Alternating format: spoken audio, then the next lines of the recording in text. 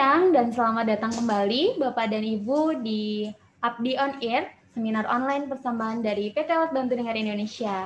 Kembali lagi dengan saya tentunya Rizka Septiani dan saya Cit Dini.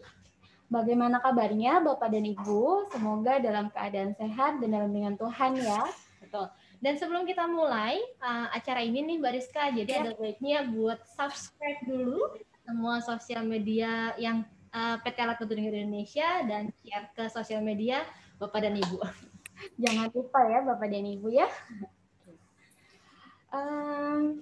Sebelumnya kami juga mengucapkan terima kasih banyak kepada Bapak dan Ibu telah meluangkan waktunya untuk berpartisipasi bergabung dalam Abdi on Air pada hari ini. Dan juga jangan lupa untuk menuliskan absensi terlebih dahulu di kolom chat Zoom ya. Untuk formatnya bisa dengan dicantumkan nama, spasi, kota. Betul sekali. Nah, untuk Abdi on Air pada hari ini, sama dengan Abdi on Air sebelumnya ya Mbak Dini, kita selalu menerapkan protokol COVID-19. Jadi jangan lupa Bapak Ibu di rumah untuk selalu menggunakan masker, menjaga jarak, dan mencuci tangan. Betul, dan juga kalau kita emang lagi keluar rumah atau lagi habis megang sesuatu, lebih baik langsung dicuci pakai hand sanitizer kalau nggak ada air. Tapi kalau memang ada air, lebih baik pakai air ya Mbak Rizka ya. Karena kalau dilihat nih baru-baru ini tuh ada berita mengenai varian baru ya Mbak. Aduh, ngeri banget ya, ini aja yang kemarin aja belum turun ya. Sekarang ada baru lagi di beberapa kota besar malah ya. Ya, jadi mari kita bersama-sama untuk memutuskan rantai penularan COVID ya Mbak ya. Betul. Nah Mbak Dini, Abdi on Air kita hari ini nih Mbak, kita akan membahas mengenai deteksi dini gangguan pendengaran. Ya, betul. Jadi Abdi on Air kali ini nih kita mau bahas mengenai apa aja sih sebenarnya pemeriksaan yang bisa kita lakukan untuk mengetahui apakah kita mengalami gangguan pendengaran atau enggak, atau berapa lama sih sebenarnya kita harus rutin tes pendengaran kayak gitu. Itu akan dibahas hari ini Bapak dan Ibu. Iya, wow. Jadi penasaran ya. Nah, kita akan membicara pada hari ini nih Mbak. Beliau adalah dokter dari Kota Palembang, Mbak. Jauh ya. Ya harusnya PMP Mbak Rizka. Gitu. Jadi beliau adalah dokter spesialis THT, kepala leher. Beliau juga bergabung di Perhati, Sumatera Selatan dan Bangka Belitung. Beliau sudah menyelesaikan pendidikan kedokterannya di Fakultas Unstri Palembang dan juga pendidikan spesialis THT kepala leher di Fakultas Universitas Airlangga Surabaya. Dan saat ini juga beliau berpraktik di 2 rumah sakit, di Rumah Sakit Siloam Sriwijaya Palembang dan juga Rumah Sakit Puri Medika Palembang. Mbak Dini, langsung saja nih, mungkin Bapak dan Ibu di rumah sudah penasaran sama pembicara pada Abdi on Air kita hari ini. Iya, betul. Mungkin kemarin tuh baru lihat di posternya aja Mbak ya, jadi sekarang nih udah langsung tampil nih di layarnya. Oke, baiklah. Kita sambut saja Mbak Rizka, yaitu Dr. Ronaldi Kurniawan Yusri, SP THTKL. Selamat siang Dr. Ronaldi. Selamat siang dokter. Selamat siang. Selamat siang. Apa kabar dokter? Assalamualaikum. Baik, alhamdulillah. Alhamdulillah ya dok. Gimana dok? Sudah menurun kasus-kasus COVID di Palembang dokter? Sekarang kalau saya tidak salah pantau, Palembang zona orange ya sekarang ya. Sudah tidak merah lagi, sudah zona orange ya. Harapannya ke depan makin bisa membaik dan kembali ke zona hijau seperti biasa. Amin. Kemarin juga saya baca berita ternyata yang varian baru itu di Palembang juga termasuk ya dok ya? Ada 1 kalau nggak salah. Iya, ada 4 daerah termasuk salah satunya di Palembang. Ya, semoga kita selalu dilindungi oleh Tuhan Yang Maha Esa. Kita harus patuh sama protokol COVID-nya ya. Iya, betul. Iya, betul. Ya dokter, sebelum kita mulai acaranya mungkin kita mau memberikan sedikit ketentuan dok selama sesi seminar ini berlangsung kepada Bapak dan Ibu di rumah. Yang pertama itu sebelum acara ini dimulai, selama acara ini dimulai, jadi mikrofonnya itu akan dinonaktifkan sementara. Jadi kalau Bapak dan Ibu ingin bertanya bisa silahkan tulis di kolom chat. Iya. Oke, baik. Untuk mempersingkat waktu nih Mbak Dini, mari kita persilahkan untuk Dr. Ronaldi untuk memulai pemaparannya. Dr. Ronaldi, kami persilahkan ya. Bismillahirrahmanirrahim. Assalamualaikum warahmatullahi wabarakatuh. Alhamdulillah, wassalatu wassalamu ala rasulillah. Terima kasih. Pertama-tama saya ucapkan kepada pengurus Perhati Sumsel Babel yang telah memberikan kesempatan saya untuk sedikit sharing mengenai deteksi gangguan pendengaran dalam rangka World Hearing Day 2021. Juga saya sampaikan terima kasih saya kepada penasehat Perhati KL Cabang Sumsel Babel, sekaligus Ketua Komda PG PKT Sumsel Dr. Hajah Ablagani SPT Hatika Fix. Kemudian saya ucapkan juga terima kasih kepada Abdi yang telah memfasilitasi acara ini. Dan saya ucapkan juga terima kasih kepada panitia, rekan sejawat yang telah banyak membantu dalam kelancaran proses acara hari ini. Baik, pertama-tama kenapa saya ajukan judul deteksi dini gangguan pendengaran. Seperti kita ketahui, telinga dengan fungsinya sebagai pendengaran adalah salah satu panca indera yang sangat berperan mulai dari kita lahir sampai kita tua.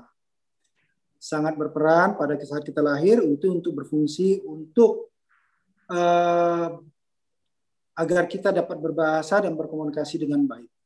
Jadi kalau saya selalu menyatakan bahwa telinga itu adalah salah satu aset sebetulnya ya, yang perlu dijaga kesehatannya, perlu dijaga fungsinya agar kualitas hidup kita, baik itu dari anak-anak, balita sampai tua, tetap baik.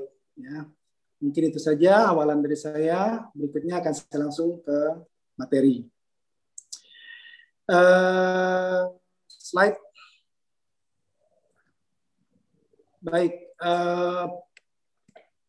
Pada masa pandemi ini, sebaiknya sebelum kita melakukan pemeriksaan, tetap melakukan protap sebagaimana mestinya, yaitu dengan menggunakan masker, cuci tangan, hand sanitizer, penggunaan APD, dan juga physical distancing.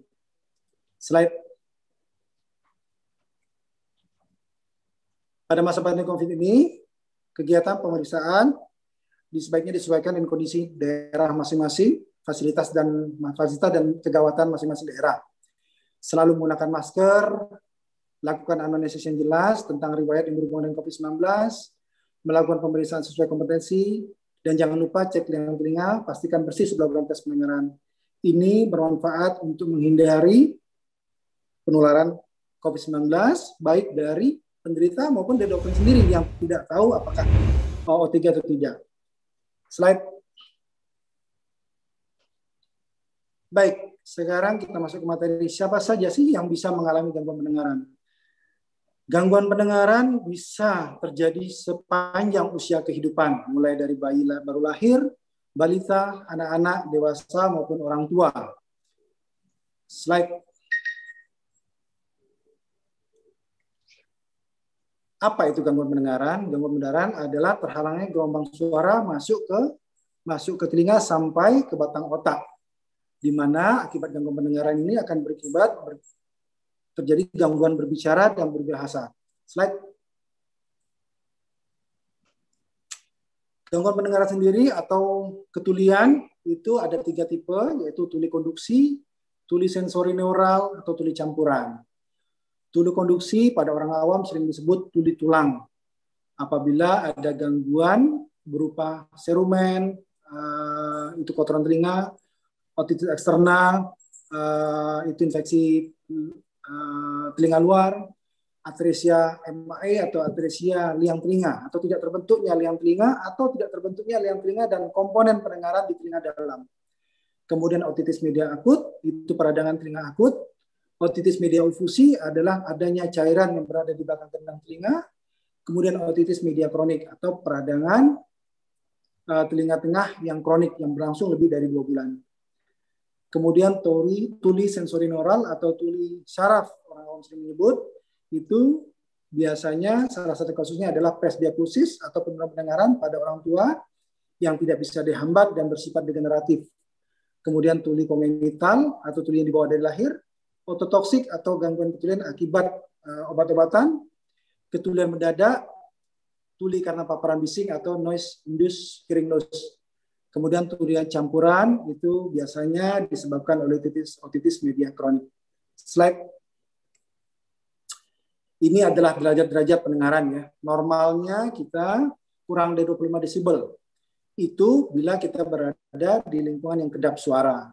Misalnya di ruangan audiometri. Tapi kalau kita berada di ruangan rumah seperti itu, antara 25 sampai 27 desibel, 28 desibel kita masih anggap normal karena ada distract dari bunyi-bunyi di sekitar kita, bunyi kipas angin, bunyi AC, kulkas dan sebagainya. Kemudian tuli dianggap ringan apabila penurunan pendengaran berada di ambang 25 sampai 40 desibel. Tuli ringan apabila di atas 40 desibel sampai 50 desibel, 55 desibel. Tuli berat itu di atas 55 desibel sampai 70 desibel. Sangat berat apabila di atas 90 desibel.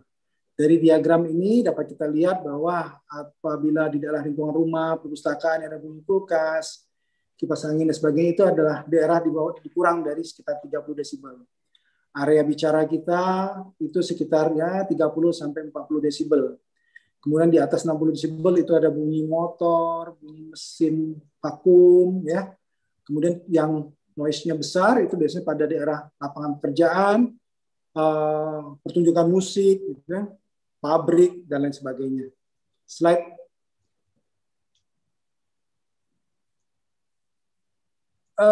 Gangguan pendengaran itu dapat menyebabkan gangguan komunikasi dan akan menjadi masalah di lingkungan keluarga, di sekolah maupun pekerjaan.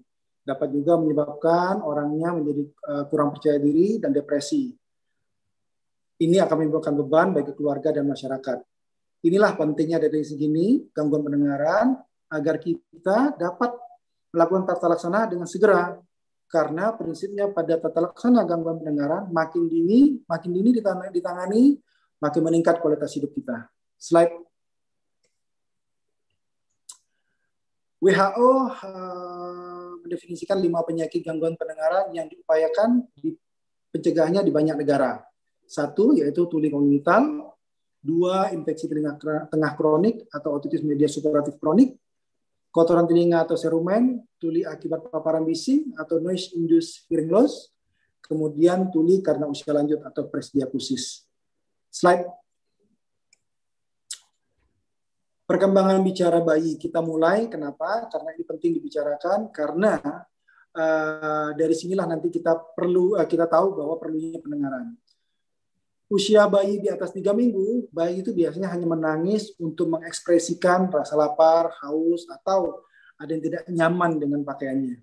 Kemudian pada usia 6 sampai 7 minggu atau istilahnya fase bubbling, itu suara komunikasi bayi biasanya hanya berupa a, u, dan sebagainya. Itu juga bertujuan untuk si bayi melatih refleks suara, untuk melatih otot artikulasinya. Slide. Kemudian usia 4 bulan, bayi mulai memutar-mutar kepala, menoleh ke kanan ke kiri untuk mencari sumber suara, walaupun dia belum bisa mengidentifikasi di mana sumber suara tersebut. Kemudian usia 6 bulan sampai 9 bulan, itu fase laling. Bayi mulai bicara dua huruf, gabungan dua huruf seperti baba, mimi, susu, dan sebagainya. Dan proses pendengaran pun semakin matang. Dan bayi mulai bisa mengidentifikasi dengan tepat sumber bunyi. Slide. Pada usia 9 sampai 10 bulan atau fase skolalia, bayi mulai meniru bunyi-bunyian yang didengar. Suaranya mulai bervariasi, bisa mama, papa, dada, susu, dan sebagainya. Bayi juga sudah mulai tangannya menunjuk, meraih sesuatu, memberi respon saat namanya dipanggil. Usia 12 bulan atau true speech, bayi mulai berbahasa meskipun belum benar dan tepat. Slide. Bayi usia 12 bulan banyak berjalan meskipun langkahnya belum stabil. Sudah banyak beraktivitas, mulai merangkak, bermain dengan mainan ia senangi, mengejar mainannya, senang membuka pakaiannya, merasa takut pada orang yang tidak kenal atau keadaan tidak biasa, suka mengambil mainan dan suka memasukkan apapun ke dalam mulutnya. lebih sering juga menggunakan tangan tertentu, artinya menunjukkan tangan mana lebih sering dipergunakan, lebih dominan. Ya. Nah, kadang bayi pada usia ini sudah mulai menolak ditidurkan karena lebih sering untuk bermain, walaupun akhirnya mau juga untuk ditidurkan. Sudah dapat membentuk 2 hingga 3 patah kata. Slide. Nah, ini pentingnya. Hati-hati bayi atau balita tanpa reaksi bila dirangsang. Bayi yang lahir dengan tuli konital sama sekali tidak dapat mendengar kata-kata. Hanya suara babbling dan naling. Ini pun adalah hanya ekspresi dan akan terhenti pada usia 1 tahun. Anak-anak yang terlihat memandang sesuatu tanpa bereaksi dengan suara harus diwaspadai sebagai tanda kehilangan pendengaran atau hearing loss. Slide. Kapan kita perlu curiga bahwa bayi atau anak kita mengalami gangguan pendengaran atau tuli?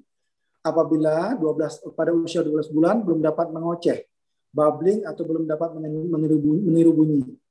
Pada usia 18 bulan tidak dapat menyebut satu kata yang mempunyai arti. Pada usia 24 bulan perbendaharaan kata kurang dari 10 kata. 30 bulan dapat merangkai 20 kata. Walaupun sangat disayangkan pada akhirnya banyak masih orang tua yang tidak aware, tidak sadar dengan kondisi anaknya sehingga datang dalam kondisi yang sudah sulit, sudah telat. Atau juga masih juga banyak mitos-mitos bahwa ini hanya belum saatnya untuk bicara. Itu yang kadang-kadang telat sampai akhirnya pada usia sudah yang bukan golden period lagi baru mau akan ditindaklanjuti. Makanya untuk itu penting sekali sekarang screening pendengaran dilakukan sejak lahir dan evaluasi perkembangan bicara.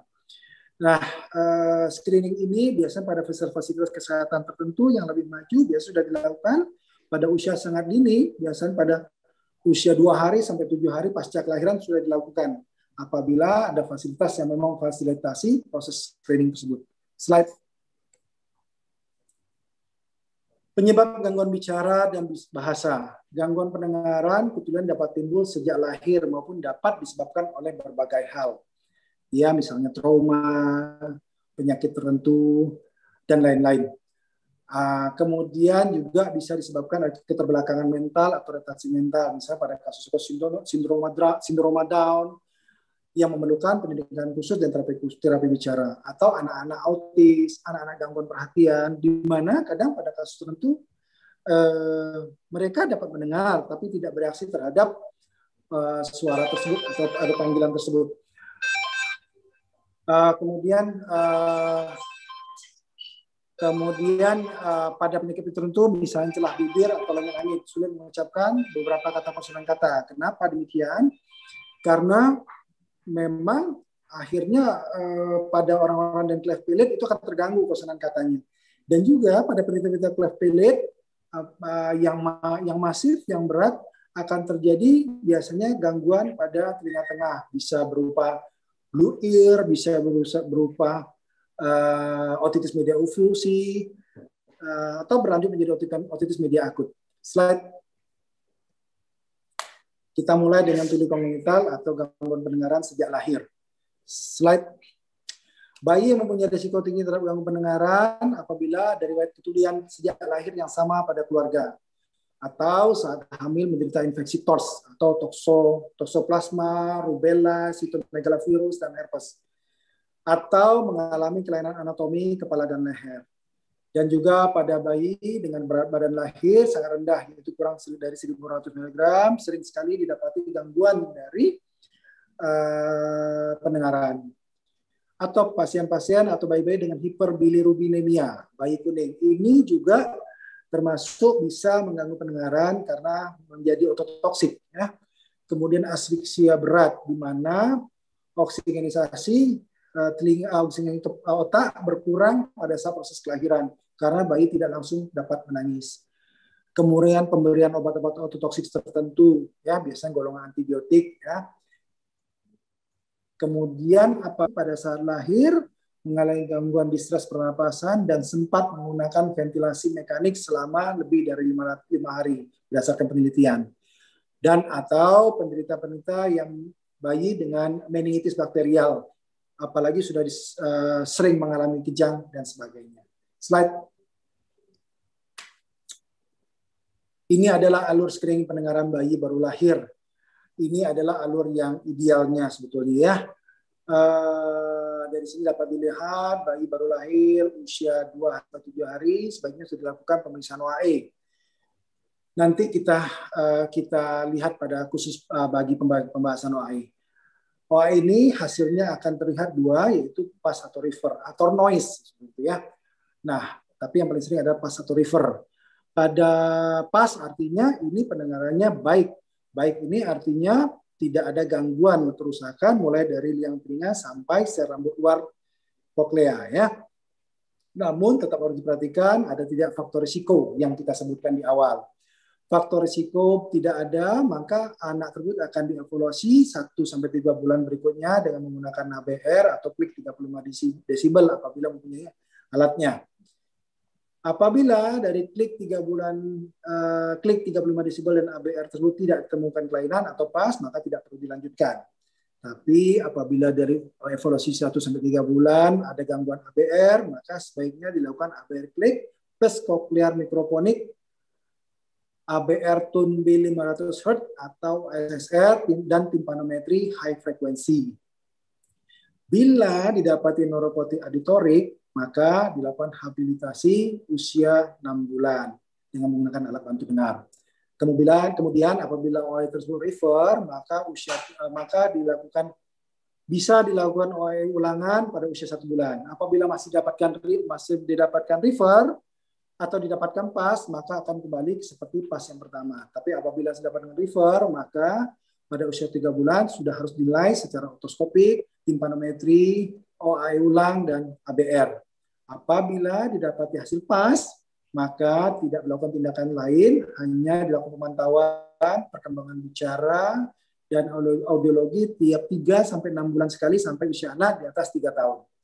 Tapi apabila refer, maka tetap dilakukan ABR klik dan tone B 500 Hz atau SSR plus timpanometri high frequency. Apabila didapati tuli sensori neural, maka langsung dilakukan habilitasi usia 6 bulan dengan menggunakan alat bantu dengar. Slide. Alat auto acoustic emission ini adalah menilai fungsi sel rambut luar rumah siput. Bisa dilakukan pada usia bayi mulai dari 2 hari, yaitu dengan cara memasukkan probe sesuai ukuran telinga yang akan alat tersebut akan mengantarkan gelombang bunyi, kemudian akan ditangkap lagi oleh alat tersebut kembali. Proses ini tidak berlangsung lama. Hasilnya ada 2, pas atau refer. Kalau refer dapat diulang sampai 2 kali. Biasanya dilakukan di ruang poli, ruang bayi atau ruang poli rawat jalan yang suasananya cukup tenang. Bayi harus dalam kondisi tenang dan tidak dalam kondisi keadaan batuk pilek. Dilakukan oleh tenaga audiologis yang terlatih. Slide. Auto acoustic emission pada penderita atau keluarga penderita perlu dijelaskan tujuan pemeriksaannya. Ini dilakukan, kembali saya jelaskan, dilakukan di ruang bayi atau ruang jalan-jalan yang tenang. Pada kondisi seperti sekarang ini, lebih baik diperlukan menggunakan APD dan orang tua tetap menggunakan protap, masker, dan sebagainya. Bayi diposisikan senyaman mungkin. Ini adalah gambaran tertera, ini adalah gambaran hasil dari printan tes OAE biasanya ya. Slide. Nah, ini adalah hasil representasi dari OAE. Pas itu artinya fungsi sel rambut luar pada rumah siput baik. Apabila tanpa risiko, maka evaluasi pendengaran dan berbicara. Dengan faktor risiko, dilakukan evaluasi 1 bulan, ulang-ulang, dan dilanjutkan dengan ABR. Ya. Kemudian apabila refer, belum tentu ada kerusakan sel rambut luar. Bisa saja yang telinga tidak bersih atau tidak sesuai. Makanya sebelumnya lebih baik kita pada usia 3 bulan, nanti 1-3 bulan kita lakukan pemeriksaan otoskopi untuk melihat ada tidak gangguan telinga luar yang dapat menimbulkan gangguan hantaran alat OAE tersebut. Dan bisa juga pada saat pemeriksaan probe-nya tidak sesuai, jadi terjadi leaking gelombang suara yang ditimbulkan oleh alat tersebut. Makanya perlu dilakukan oleh tenaga teknisi audiologis yang berpengalaman. Tes OAE dapat diulang apabila refer 1 bulan lagi plus pemeriksaan lainnya seperti yang disebutkan pada alur screening tadi. Slide. Ini alur pemeriksaannya yang dipersingkat apabila 1 bulan dilakukan screening, sebelum 1 bulan menggunakan OAE, pada 3 bulan sudah harus ditegakkan diagnosa, dilakukan tes OAE dan BERA. 6 bulan biasanya dilakukan intervensi alat bantu dengar atau implan kokea. Nah ini biasanya, ini alur yang lebih ringkas ini biasanya kan dilakukan di rumah sakit yang bukan rumah sakit pendidikan. Karena memang untuk mempersingkat alur pemeriksaan. Tapi pada rumah sakit pendidikan biasanya masih menggunakan alur yang seperti disebutkan di awal, itu guna penelitian yang lebih lanjut. Slide. Ini adalah alat AABR, Automated Auditory Brainstem Response. Dilakukan pada usia bayi 1-3 bulan. Ini merupakan salah satu screening juga, merupakan stimulus klik pada 35 desibel. Hasil bisa pas atau refer, tapi alat ini tidak semua fasilitas menyediakan. Ya, tidak semua daerah pun memiliki. Baik, slide. BERA. BERA ini adalah Brainstem Evoked Resonatory. Ini menilai fungsi pendengaran dari setelah rumah siput sampai dengan ke batang otak. Tidak menilai fungsi kortek atau tidak menilai anak mengerti atau tidak. Syaratnya sang anak atau bayi dalam kondisi tenang, tidur lelap. Makanya ini ada cara yang paling sering diterapkan, yaitu pada malam sebelum paling ditidurkan bayi, tidurkan malam sekali, sampai betul-betul ngantuk, dan dibangunkan awal sekali. Dan tidak diperbolehkan tidur lagi selama perjalanan untuk bisa dilakukan sampai dilakukan tes. Tujuannya biar betul-betul lelap bayi yang tidur. Atau bisa dengan menggunakan obat-obatan yang telah ditentukan. Biasanya kita menggunakan kloral-hidrat. Itu biasanya menggunakan kloral-hidrat dosisnya 50 mg per kilogram berat badan, ya.